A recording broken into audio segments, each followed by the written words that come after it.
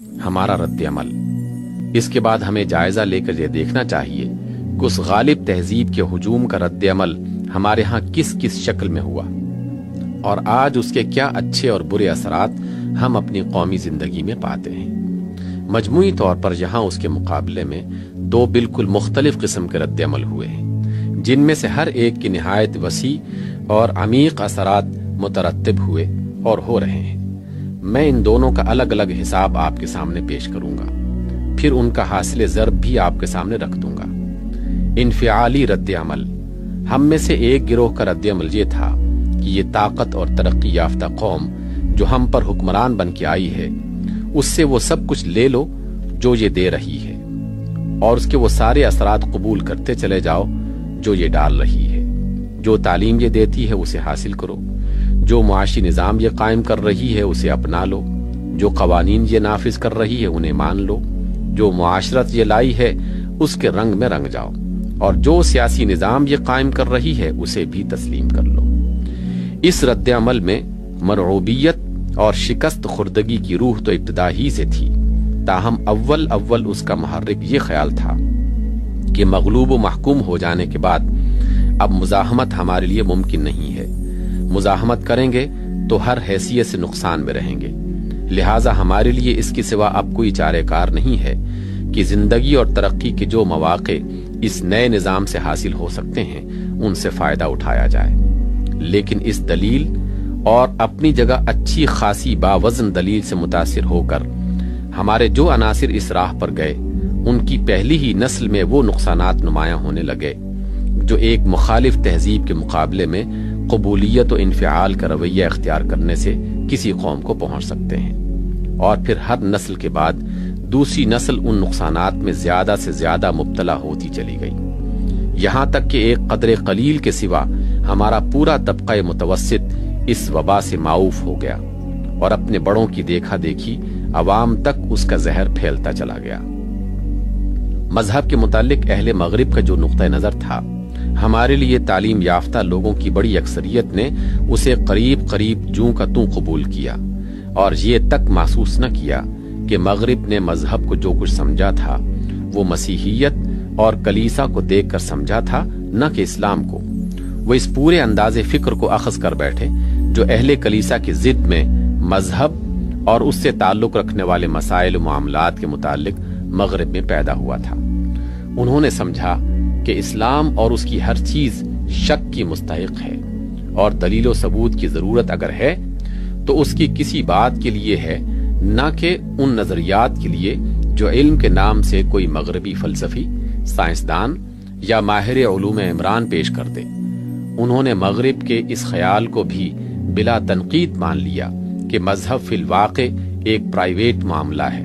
اور اجتماعی زندگی سے اس کو کوئی سروکار نہیں ہونا چاہیے۔ یہ خیال ان کے ذہن میں کچھ اس طرح اتر گیا کہ آج جو لوگ بے سوچے سمجھے اس چلتے ہوئے فقرے کو بار بار دہراتے ہیں کہ اسلام ایک مکمل نظام زندگی ہے، وہ بھی ہر وقت اپنے طرز عمل سے یہ ثابت کرتے رہتے ہیں کہ اسلام صرف ایک پرائیویٹ مذہب ہے جس سے پبلک معاملات میں کچھ پوچھنے کی ضرورت نہیں ہے، بلکہ ان میں سے اکثر و بیشتر لوگوں کے لیے اسلام ایک پرائیویٹ مذہب بھی نہیں، کیونکہ ان کی اپنی شخصی زندگی بجز اقرار اسلام اور ختنہ و نکاح کے اسلام کی پیروی کا کوئی اخلاقی یا عملی نشان اپنے اندر نہیں رکھتی۔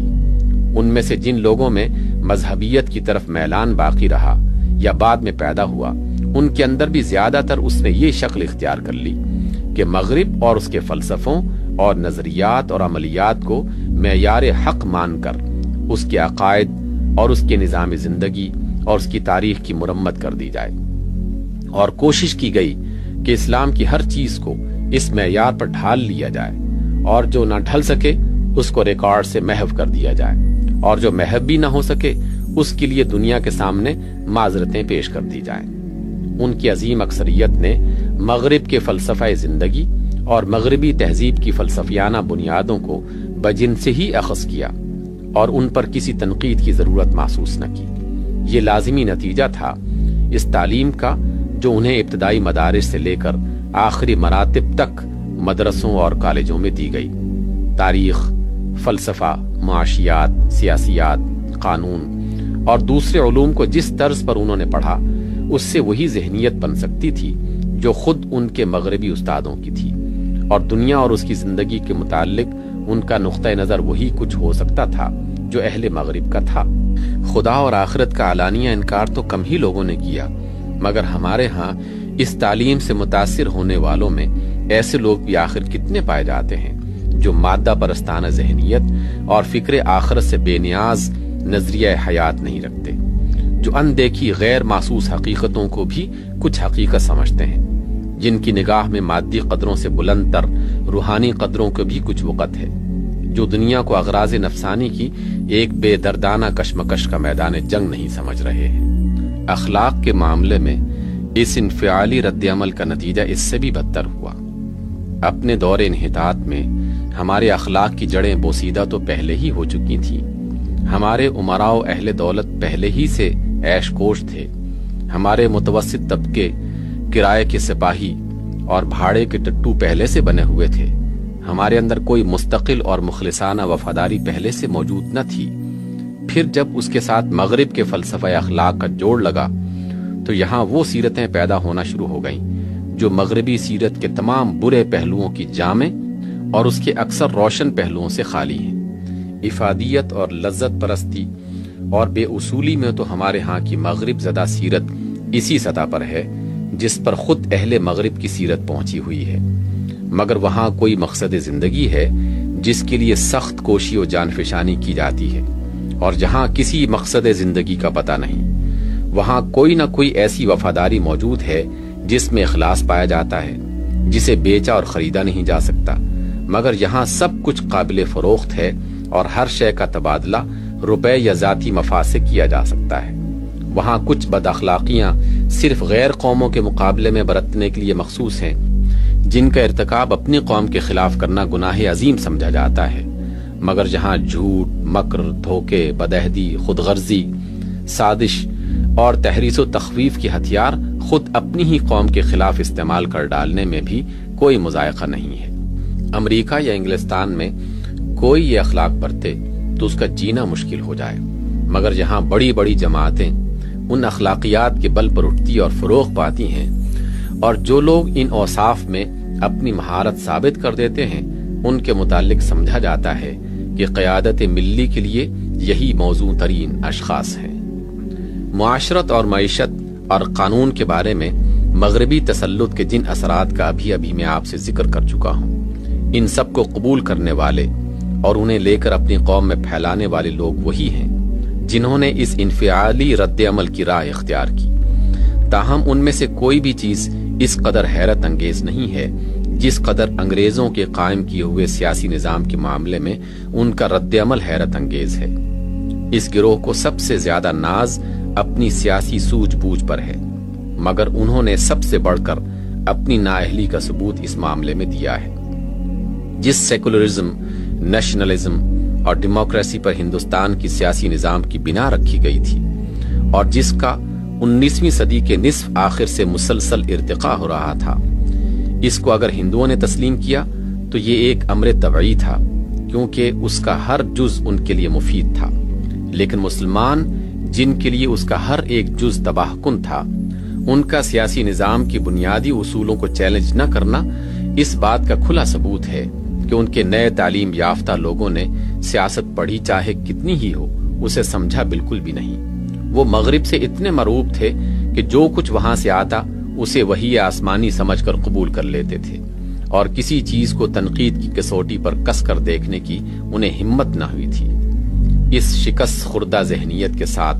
انہوں نے سیاست پڑھی، اور نتیجہ یہ ہوا کہ اس کے تمام نظریات کو بھی آنکھیں بند کر کے مانتے چلے گئے۔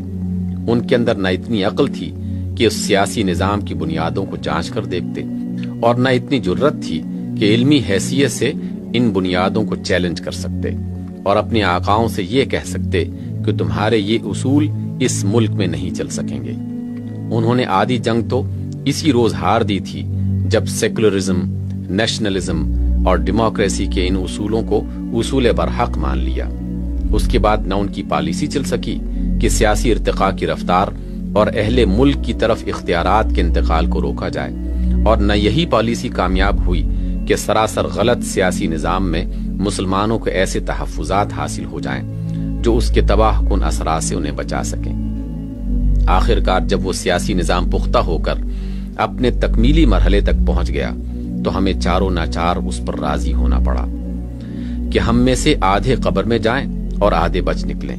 اس پر بھی ہمارے سیاسی رہنماؤں کی سمجھ میں اب تک یہ نہیں آیا ہے کہ جس سیاسی نظام نے ہم کو قبر تک پہنچا دیا اس کی بنیادوں میں کیا نقائص ہیں۔ چنانچہ وہ آج بھی اس نظام کو انہی بنیادوں کے ساتھ جوں کا توں باقی رکھے ہوئے ہیں اور اس کو بدلنے کی ضرورت کا کوئی احساس ان کے اندر نہیں پایا جاتا۔ اب ایک کند ذہن آدمی کے سوا کون یہ باور کر سکتا ہے کہ سیاست کے مطالعے اور تجربے نے کوئی سیاسی بصیرت ان لوگوں میں پیدا کی ہے۔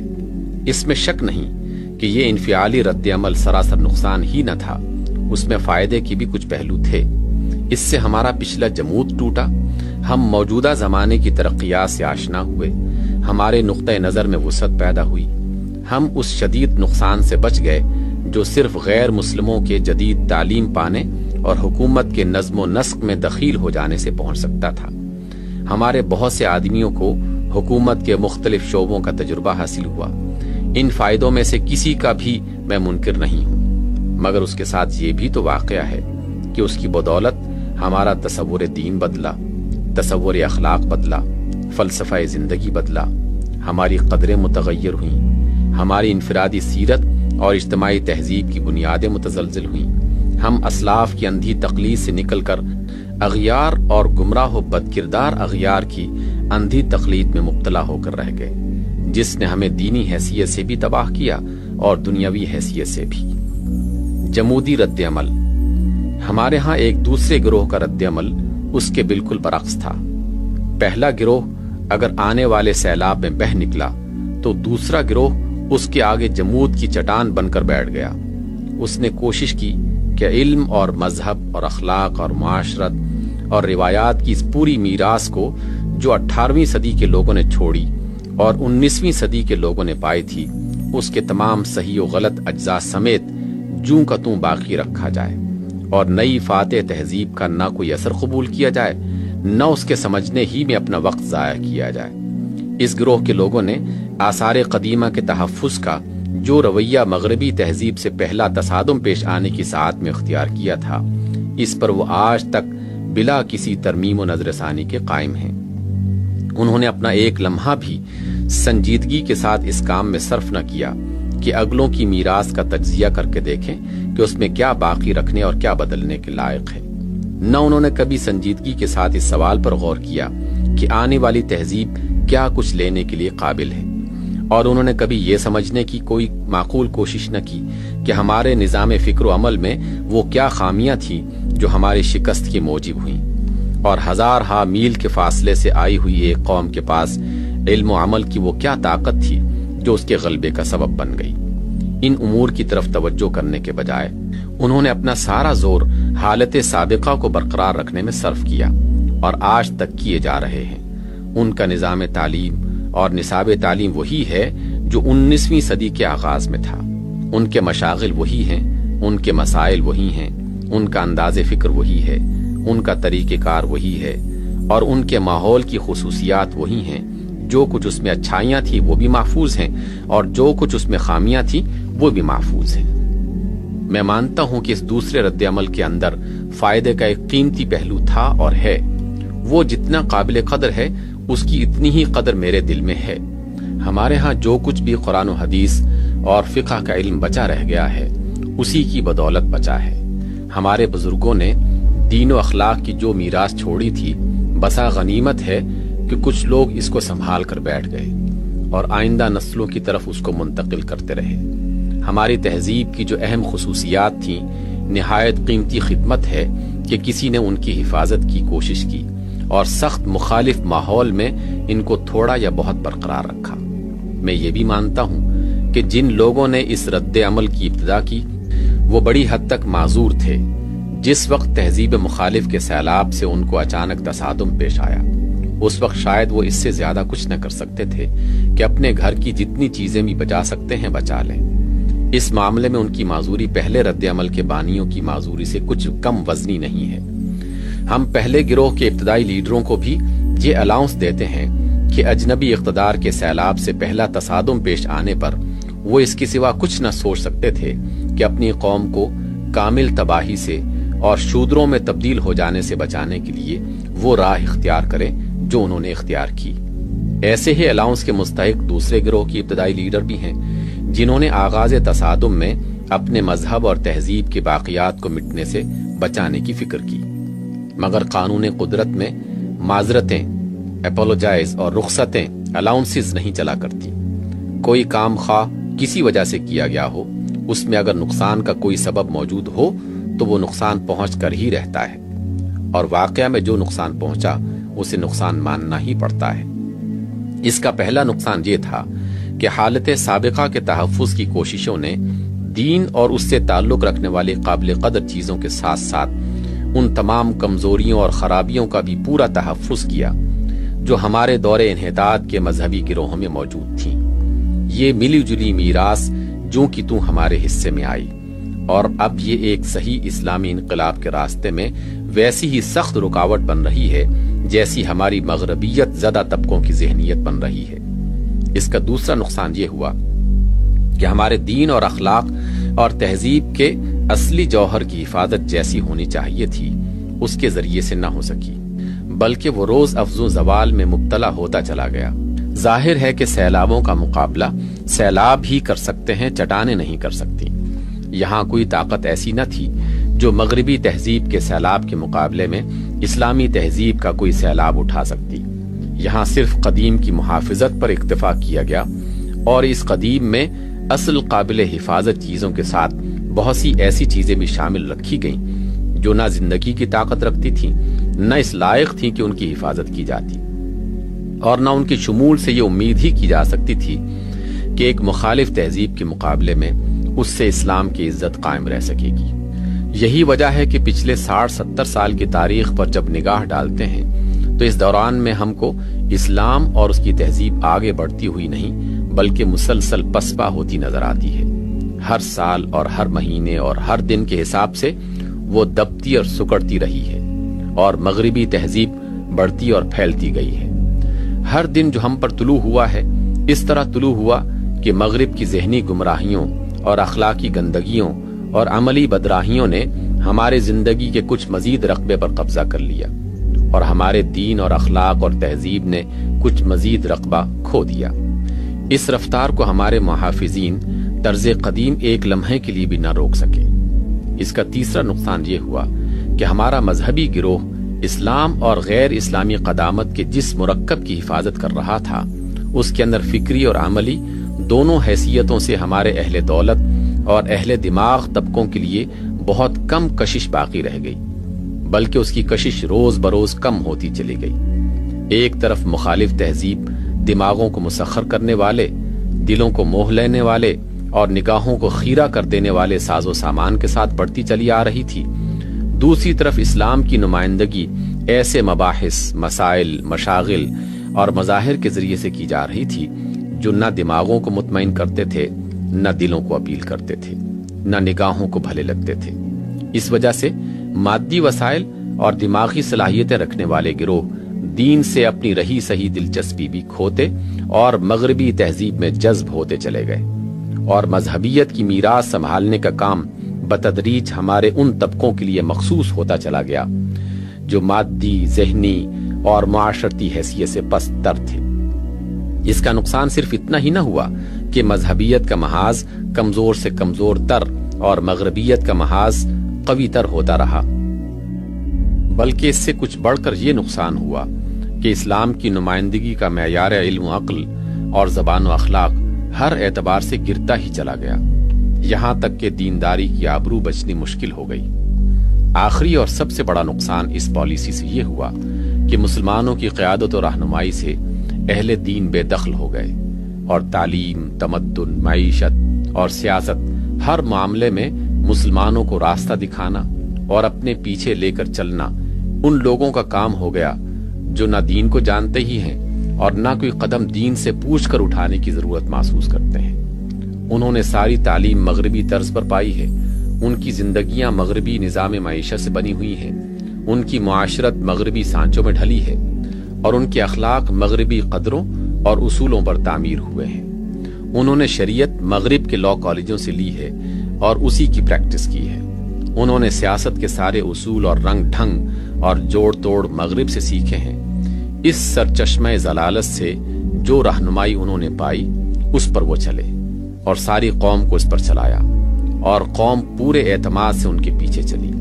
اہل دین کا اس سارے کاروبار میں اگر کوئی کام رہا تو یہ کہ یا تو گوشہ نشین ہو کر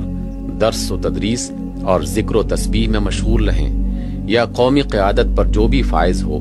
اس کے لیے دعاگو بن کر رہیں، یا پھر سیاست کے میدان میں آئیں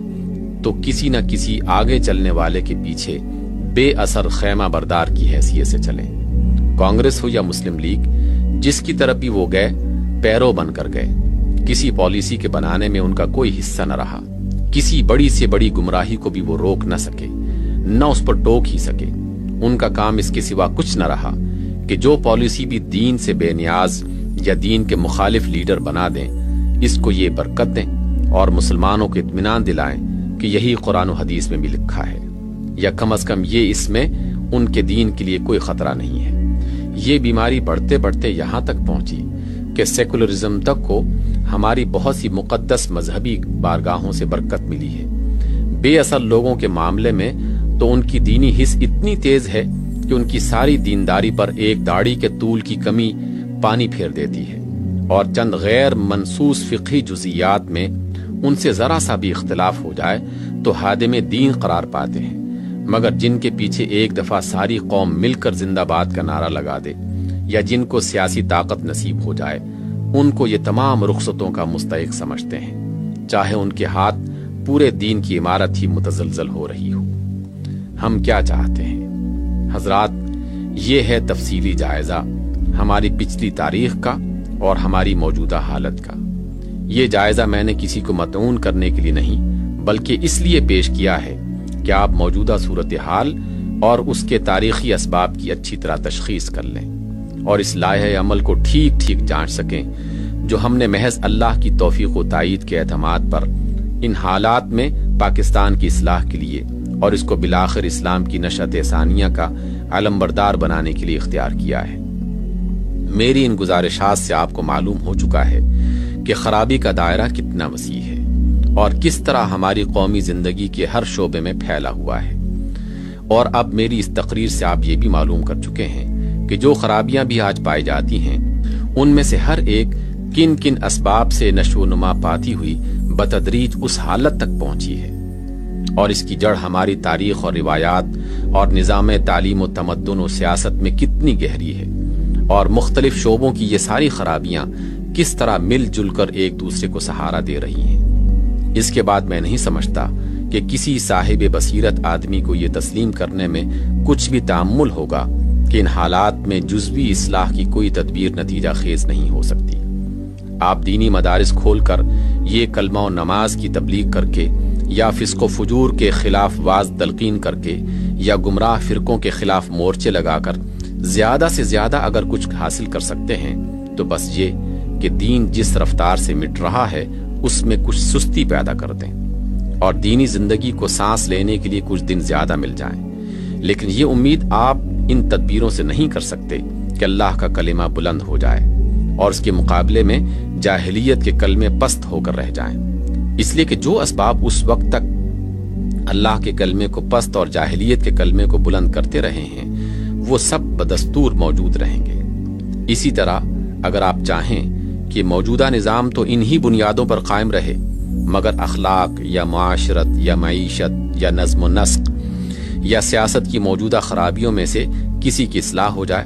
تو یہ بھی کسی تدبیر سے ممکن نہیں ہے، کیونکہ ان میں سے ہر چیز موجودہ نظام زندگی کی بنیادی خرابیوں کی آفریدہ اور پروردہ ہے، اور ہر خرابی کو دوسری بہت سی خرابیوں سے سہارا مل رہا ہے۔ ایسے حالات میں ایک جامع فساد کو رفع کرنے کے لیے ایک جامع پروگرام ناگزیر ہے جو جڑ سے لے کر شاخوں تک پورے توازن کے ساتھ اصلاح کا عمل جاری رکھے۔ وہ پروگرام کیا ہو اور وہ ہمارے نزدیک کیا ہے، اسی پر اب میں گفتگو کرنا چاہتا ہوں، مگر اس پر گفتگو شروع کرنے سے پہلے ایک سوال کا جواب ملنا ضروری ہے۔ وہ سوال یہ ہے کہ آپ فی الواقع چاہتے کیا ہیں، یا زیادہ صحیح الفاظ میں آپ میں سے کون کیا چاہتا ہے؟ یکسوئی کی ضرورت۔ حقیقت یہ ہے کہ ہم اب ایک ایسے مرحلے میں پہنچ چکے ہیں جہاں مسلسل تجربے نے یہ بات ثابت کر دی ہے کہ اسلام اور جاہلیت کا یہ ملا جلا مرکب جو اب تک ہمارا نظام حیات بنا رہا ہے، زیادہ دیر تک نہیں چل سکتا۔ یہ اگر چلتا رہا تو دنیا میں بھی ہماری کامل تباہی کا موجب ہوگا اور آخرت میں بھی، اس لیے کہ اس کی وجہ سے ہم اس حالت میں مبتلا ہیں کہ ایمان مجھے روکے ہے تو کھینچے ہیں مجھے کفر۔ نہ ہم امریکہ اور روس اور انگلستان کی طرح پوری یکسوئی کے ساتھ اپنی دنیا ہی بنا سکتے ہیں، کیونکہ ایمان و اسلام سے ہمارا جو تعلق ہے وہ ہمیں اس راستے پر بے محابہ نہیں چلنے دیتا، اور نہ ہم ایک سچی مسلمان قوم کی طرح اپنی آخرت ہی بنا سکتے ہیں، کیونکہ یہ کام ہمیں وہ جاہلیت نہیں کرنے دیتی جس کے بے شمار فتنے ہم نے اپنے اندر پال رکھے ہیں۔ اس دو دلی کی وجہ سے ہم کسی چیز کا حق بھی پوری طرح ادا نہیں کر سکتے، نہ دنیا پرستی کا نہ خدا پرستی کا۔ اس کی وجہ سے ہمارا ہر کام خواہ دینی ہو یا دنیاوی، دو متضاد افکار اور رجحانات کی رزمگاہ بنا رہتا ہے، جن میں سے ہر ایک دوسرے کا توڑ کرتا ہے، اور کسی فکر و رجحان کے مطالبے میں بھی کما حقہ پورے نہیں ہونے پاتے۔ یہ حالت بہت جلد ختم کر دینے کے لائق ہے۔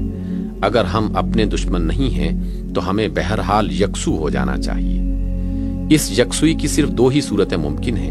اور ہم کو دیکھنا ہے کہ ہم ان میں سے کون سی صورت کو پسند کرتے ہیں۔ اس کی ایک صورت یہ ہے کہ ہمارے سابق حکمرانوں نے اور ان کی غالب تہذیب نے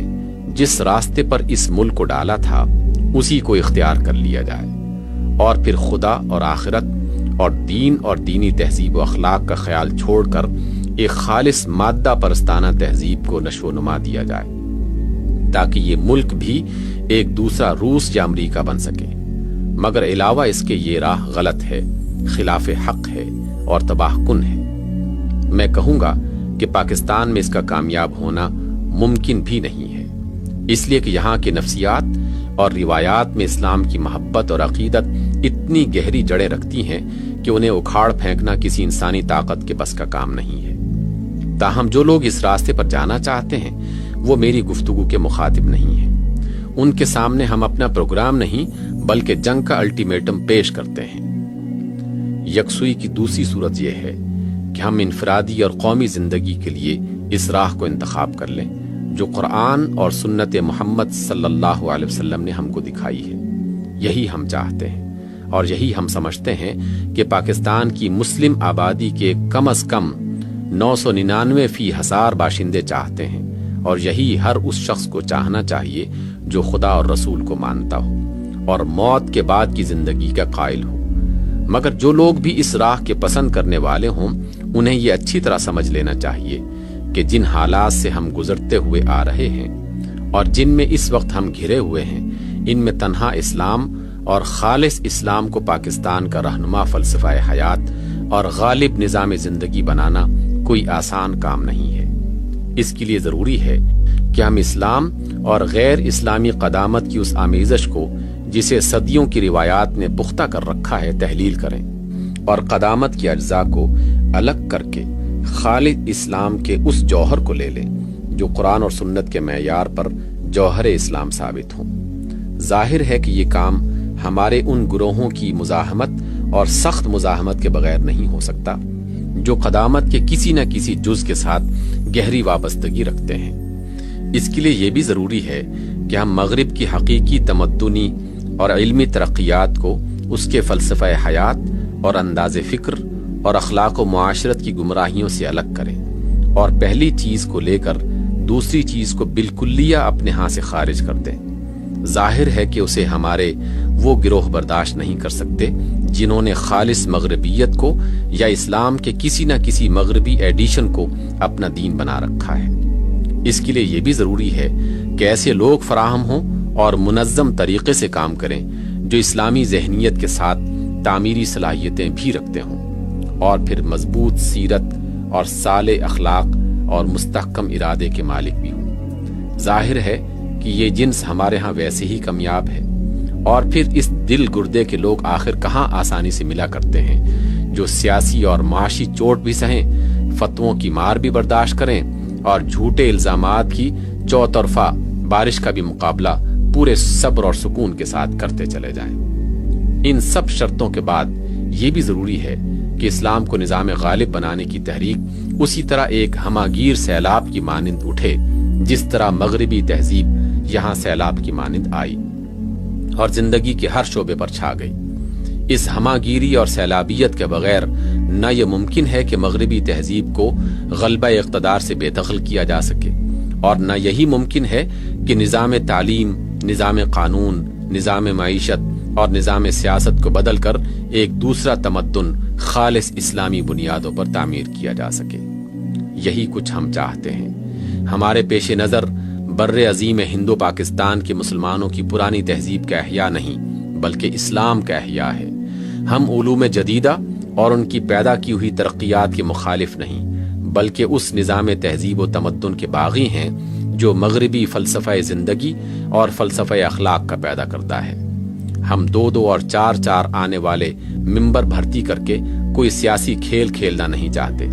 بلکہ اپنی قوم میں سے چھانٹ کر ایسے لوگوں کو منظم کرنا چاہتے ہیں جو قرآن و سنت کے حقیقی اسلام کو یہاں کا غالب نظام زندگی بنانے کے لیے قدامت اور جدت دونوں سے لڑنے کے لیے تیار ہوں۔ ہم زندگی کے کسی ایک جز یا بعض اجزاء میں کچھ اسلامی رنگ پیدا کر دینے کے قائل نہیں ہیں بلکہ اس بات کے درپے ہیں کہ پورا اسلام پوری زندگی پر حکمران ہو،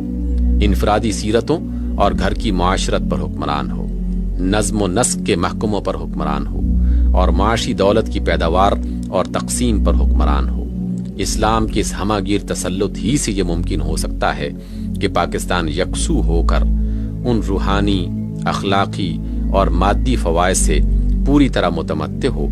جو رب العالمین کی دی ہوئی ہدایات پر چلنے کا لازمی اور فطری نتیجہ ہے، اور پھر اسی سے یہ امید کی جا سکتی ہے کہ یہ ملک تمام مسلم ممالک کے لیے دعوت الی الخیر کا اور تمام دنیا کے لیے ہدایت کا مرکز بن جائے۔ ہمارا لاہ عمل، ہمارے اس مقصد کو سمجھ لینے کے بعد کسی کو ہمارا لاہ عمل کے سمجھنے میں کوئی دشواری پیش نہیں آ سکتی۔ اس کے 4 بڑے اجزاء ہیں جنہیں میں الگ الگ بیان کروں گا۔ اس کا پہلا جز تطہیر افکار و تعمیر افکار ہے۔ یہ تطہیر و تعمیر اس مقصد کو سامنے رکھ کر ہونی چاہیے کہ ایک طرف غیر اسلامی قدامت کے جنگل کو صاف کر کے اصلی اور حقیقی اسلام کی شاہراہ مستقیم کو نمایاں کیا جائے، اور دوسری طرف مغربی علوم و فنون اور نظام تہذیب و تمدن پر تنقید کر کے بتایا جائے کہ اس میں کیا کچھ غلط ہے اور قابل ترک ہے اور کیا کچھ صحیح اور قابل اخذ ہے، اور تیسری طرف وضاحت کے ساتھ یہ دکھایا جائے کہ اسلام کے اصولوں کو زمانہ حال کے مسائل و معاملات پر منطبق کر کے ایک صالح تمدن کی تعمیر کس طرح ہو سکتی ہے، اور اس میں ایک ایک شعبہ زندگی کا نقشہ کیا ہوگا۔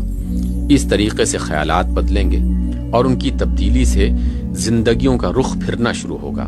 اور ذہنوں کی تعمیر نو کے لیے فکری غذا بھی بہم پہنچے گی۔ اس کا دوسرا جز صالح افراد کی تلاش، تنظیم اور تربیت ہے۔ اس غرض کے لیے ضروری ہے کہ ان آبادیوں میں سے ان مردوں اور عورتوں کو ڈھونڈ کر نکالا جائے جو پرانی اور نئی خرابیوں سے پاک ہوں یا اب پاک ہونے کے لیے تیار ہوں، جن کے اندر اصلاح کا جذبہ موجود ہو، جو حق کو مان کر اس کے لیے وقت، مال اور محنت کی کچھ قربانی کرنے پر آمادہ ہوں، خواہ وہ نئے تعلیم یافتہ ہوں یا پرانے،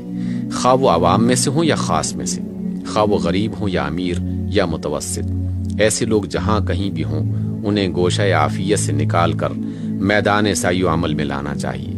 تاکہ ہمارے معاشرے میں جو ایک صالح عنصر بچا کھچا موجود ہے مگر منتشر ہونے کی وجہ سے یا جزوی اصلاح کے پراگندہ کوششیں کرنے کی وجہ سے کوئی مفید نتیجہ پیدا نہیں کر رہا، وہ ایک مرکز پر جمع ہو کر اور ایک حکیمانہ پروگرام کے مطابق اصلاح و تعمیر کے لیے منظم کوشش کر سکے۔ پھر ضرورت ہے کہ اس طرح کا ایک گروہ بنانے پر ہی اکتفا نہ کیا جائے بلکہ ساتھ ساتھ ان لوگوں کی ذہنی اور اخلاقی تربیت بھی کی جائے تاکہ ان کی فکر زیادہ سے زیادہ سلجھی ہوئی ہو اور ان کی سیرت زیادہ سے زیادہ پاکیزہ، مضبوط اور قابل اعتماد ہو۔ ہمیں یہ حقیقت کبھی نہ بھولنی چاہیے کہ اسلامی نظام محض کاغذی نقشوں اور زبانی دعووں کے بل پر قائم نہیں ہو سکتا۔ اس کے قیام اور نفاذ کا سارا انحصار اس پر ہے کہ آیا اس کی پشت پر تعمیری صلاحیتیں اور صالح انفرادی سیرتیں موجود ہیں یا نہیں۔ کاغذی نقشوں کی خامی تو اللہ کی توفیق سے علم اور تجربہ ہر وقت رفع کر سکتا ہے، لیکن صلاحیت اور صالحیت کا فقدان سرے سے کوئی عمارت اٹھا ہی نہیں سکتا، اور اٹھا بھی لے تو سہار نہیں سکتا۔ اس کا تیسرا جز یہ ہے کہ اجتماعی اصلاح کی سعی، اس میں سوسائٹی کے ہر طبقے کی اس کے حالات کے لحاظ سے اصلاح شامل ہے، اور اس کا دائرہ اتنا ہی وسیع ہو سکتا ہے جتنا کام کرنے والوں کے ذرائع وسیع ہوں۔ اس غرض کے لیے کارکنوں کو ان کی صلاحیتوں کے لحاظ سے مختلف حلقوں میں تقسیم کرنا چاہیے، اور ہر ایک کے سپرد وہ کام کرنا چاہیے جس کے لیے وہ اہل تر ہوں۔ ان میں سے کوئی شہری عوام میں کام کرے گا اور کوئی دیہاتی عوام میں، کوئی کسانوں کی طرف متوجہ ہو اور کوئی مزدوروں کی طرف، کوئی متوسط طبقے کو خطاب کرے اور کوئی اونچے طبقے کو،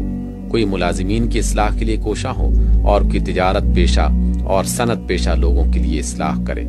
کسی کی توجہ پرانی درسگاہوں کی طرف ہو اور کسی کی نئے کالجوں کی طرف، کوئی جمود کے قلعوں کو توڑنے میں لگ جائے اور کوئی الحاد و فسق کے سیلاب کو روکنے میں، کوئی شعر و ادب کے میدان میں کام کرے اور کوئی علم و تحقیق کے میدان میں۔ اگرچہ ان سب کے حلقہ ہائے کار الگ ہوں، مگر سب کے سامنے ایک ہی مقصد اور ایک اسکیم ہو، جس کی طرف وہ قوم کے سارے طبقوں کو گھیر کر لانے کی کوشش کریں۔ ان کا متعین نصب العین یہ ہونا چاہیے کہ اس ذہنی، اخلاقی اور عملی انارکی کو ختم کیا جائے جو پرانے جمودی اور نئے انفعالی رجحانات کی وجہ سے ساری قوم میں پھیلی ہوئی ہے، اور عوام سے لے کر خواص تک سب میں صحیح اسلامی فکر، اسلامی سیرت اور سچے مسلمانوں کی سی عملی زندگی پیدا کی جائے۔ یہ کام صرف واعظ و تلقین اور نشر و اشاعت اور شخصی ربط و مکالمہ سے نہیں ہونا چاہیے، بلکہ مختلف سمتوں میں باقاعدہ تعمیری پروگرام بنا کر پیش قدمی کرنی چاہیے۔ مثلا یہ عاملین اصلاح جہاں کہیں اپنی تبلیغ سے چند آدمیوں کو ہم خیال بنانے میں کامیاب ہو جائیں، وہاں وہ انہیں ملا کر ایک مقامی تنظیم قائم کر دیں، اور پھر ان کی مدد سے ایک پروگرام کو عمل میں لانے کی کوشش کر دیں، جس کے چند اجزاء یہ ہیں: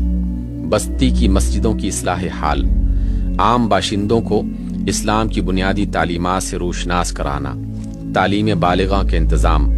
کم از کم ایک دارالمطالعہ کا قیام، لوگوں کو ظلم و ستم سے بچانے کے لیے اجتماعی جدوجہد، باشندوں کے تعاون سے صفائی اور حفظان صحت کی کوشش، بستی کے یتیموں، بیواؤں، معذوروں اور غریب طالب علموں کی فہرستیں مرتب کرنا، اور جن جن طریقوں سے ممکن ہو ان کی مدد کا انتظام کرنا، اور اگر ذرائع فراہم ہو جائیں تو کوئی پرائمری اسکول یا ہائی اسکول یا مذہبی تعلیم کا ایسا مدرسہ قائم کرنا جس میں تعلیم کے ساتھ اخلاقی تربیت کا بھی انتظام ہو۔ اسی طرح جو لوگ مزدوروں میں کام کریں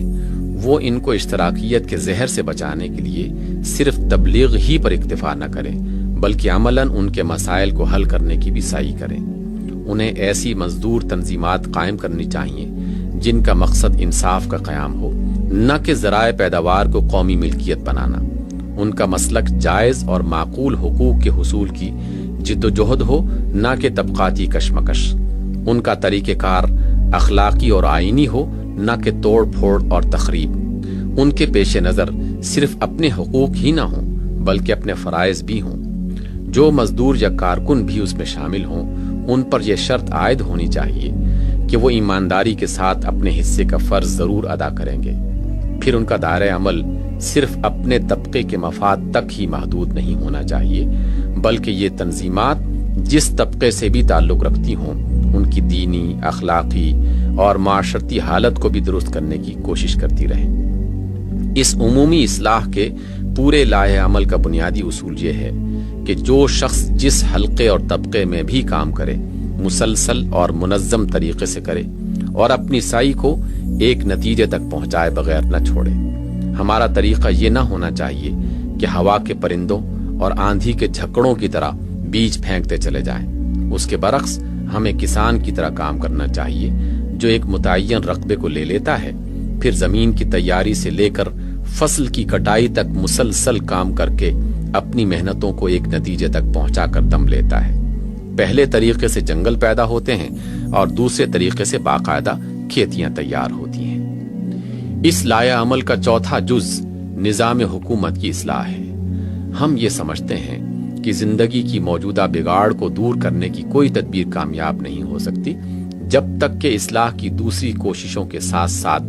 نظام حکومت کو درست کرنے کی کوشش بھی نہ کی جائے۔ اس لیے کہ تعلیم اور قانون اور نظم و نسق اور تقسیم رزق کی طاقتوں کے بل پر جو بگاڑ اپنے اثرات پھیلا رہا ہو، اس کے مقابلے میں بناؤ اور سنوار کی وہ تدبیریں جو صرف واعظ اور تلقین اور تبلیغ کے ذرائع پر منحصر ہوں، کبھی کارگر نہیں ہو سکتی۔ لہٰذا اگر ہم فی الواقع اپنے ملک کے نظام زندگی کو فسق و ضلالت کی راہ سے ہٹا کر دین حق کی صراط مستقیم پر چلانا چاہتے ہیں تو ہمارے لیے ناگزیر ہے کہ بگاڑ کو مسند اقتدار سے ہٹانے اور بناؤ کو اس کی جگہ متمکن کرنے کی براہ راست کوششیں کریں۔ ظاہر ہے کہ اگر اہل خیر و صلاح کے ہاتھ میں اقتدار ہو تو وہ تعلیم اور قانون اور نظم و نسق کی پالیسی کو تبدیل کر کے چند سال کے اندر وہ کچھ کر ڈالیں گے جو غیر سیاسی تدبیروں سے ایک صدی میں بھی نہیں ہو سکتا۔ یہ تبدیلی کس طرح ہو سکتی ہے؟ ایک جمہوری نظام میں اس کا راستہ صرف ایک ہے، اور وہ ہے انتخابات کا راستہ۔ رائے عامہ کی تربیت کی جائے، عوام کے معیار انتخاب کو بدلا جائے، انتخاب کے طریقوں کی اصلاح کی جائے، اور پھر ایسے صالح لوگوں کو اقتدار کے مقام پر پہنچایا جائے جو ملک کے نظام کو خالص اسلام کی بنیادوں پر تعمیر کرنے کا ارادہ بھی رکھتے ہوں اور قابلیت بھی۔ ہماری تشخیص یہ ہے کہ اس ملک کے سیاسی نظام کی خرابیوں کا بنیادی سبب یہاں کے طریق انتخاب کی خرابی ہے۔ جب انتخاب کا موسم آتا ہے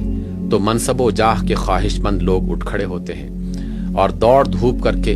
یا تو کسی پارٹی کا ٹکٹ حاصل کرتے ہیں یا آزاد امیدوار کی حیثیت سے اپنے لیے کوشش شروع کر دیتے ہیں۔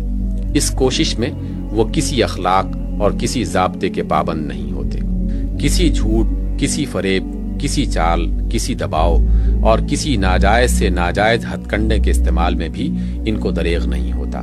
جسے لالچ دیا جا سکتا ہے اس کا ووٹ لالچ سے خرید لیتے ہیں، جسے دھمکی سے مرعوب کیا جا سکتا ہے اسے مرعوب کر کے ووٹ حاصل کر لیتے ہیں، جسے دھوکہ دیا جا سکتا ہے اس کا ووٹ دھوکے سے لے لیتے ہیں، اور جس کو کسی تعصب کی بنا پر اپیل کیا جا سکتا ہے اس کا ووٹ تعصب کے نام پر مانگتے ہیں۔ اس گندے کھیل کے میدان میں قوم کے شریف عناصر اول تو اترتے ہی نہیں، اور بھولے بھٹکے اگر وہ کبھی ادھر ہی آتے ہیں تو پہلے ہی قدم پر انہیں میدان چھوڑ دینا پڑتا ہے۔ مقابلہ صرف ان لوگوں کے درمیان رہ جاتا ہے جنہیں نہ خدا کا خوف ہو، نہ خلق کی شرم، اور نہ کوئی بازی کھیل جانے میں کسی طرح کا باک۔ پھر ان میں سے کامیاب ہو کر وہ نکلتا ہے جو سب جھوٹوں کو جھوٹ میں اور سب چال بازوں کو چال بازی میں شکست دے دے۔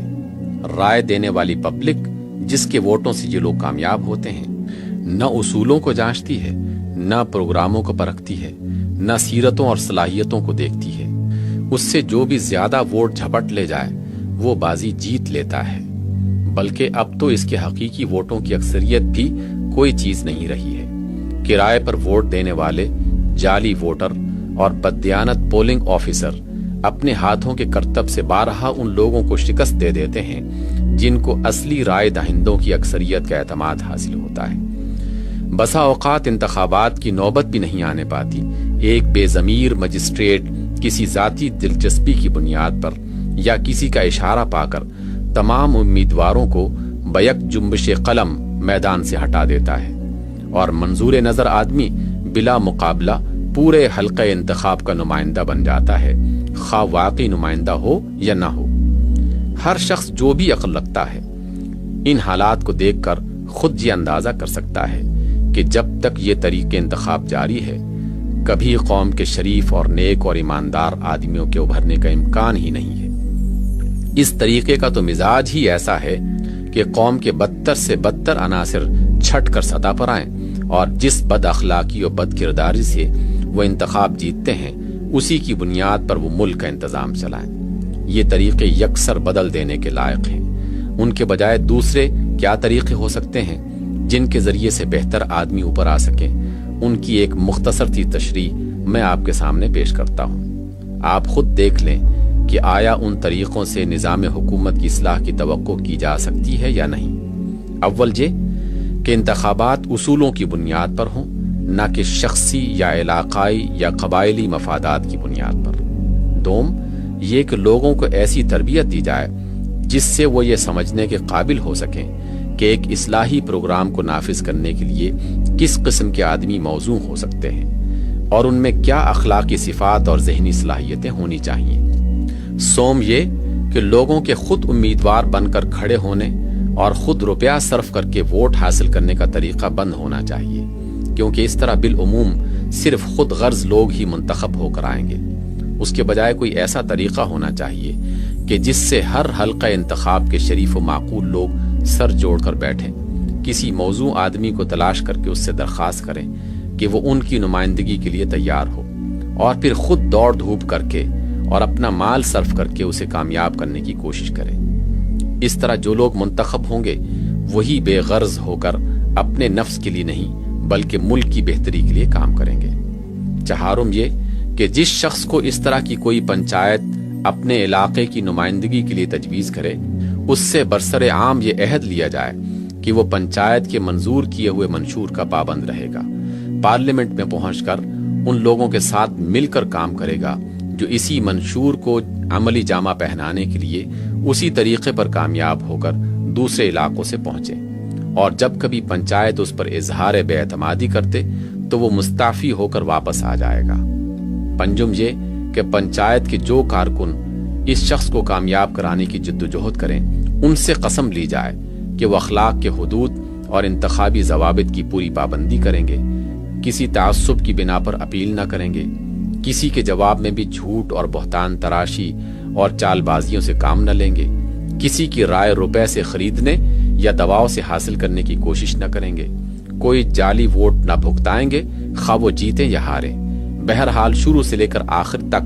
پوری انتخابی جنگ صداقت اور دیانت کے ساتھ بالکل بااصول طریقوں سے لڑیں گے۔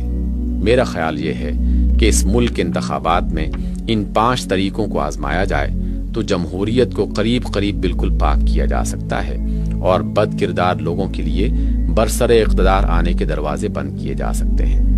یہ ضروری نہیں ہے کہ ان کے بہتر نتائج پہلے ہی قدم پر ظاہر ہو جائیں، لیکن اگر اس رخ پر ایک دفعہ انتخابات کو ڈال دیا جائے تو جمہوریت کا مزاج یکسر تبدیل کیا جا سکتا ہے۔ ممکن ہے کہ ان طریقوں سے نظام حکومت کی واقعی تبدیلی میں 25-30 سال صرف ہو جائیں یا اس سے بھی زیادہ، مگر میں سمجھتا ہوں کہ تبدیلی کا صحیح راستہ یہی ہے، اور جو تبدیلی اس طریقے سے ہوگی وہ انشاءاللہ پائیدار اور مستحکم ہوگی۔ حضرات، میں نے اس تقریر میں مرض اور اسباب مرض کی پوری تشخیص و تشریح آپ کے سامنے رکھ دی ہے، طریقے علاج بھی بیان کر دیا ہے، اور وہ مقصد بھی پیش کر دیا ہے جس کے لیے ہم علاج کی یہ کوشش کرنا چاہتے ہیں۔ اس کے بعد یہ رائے قائم کرنا آپ کا اپنا کام ہے کہ میری باتیں کہاں تک قابل قبول ہیں۔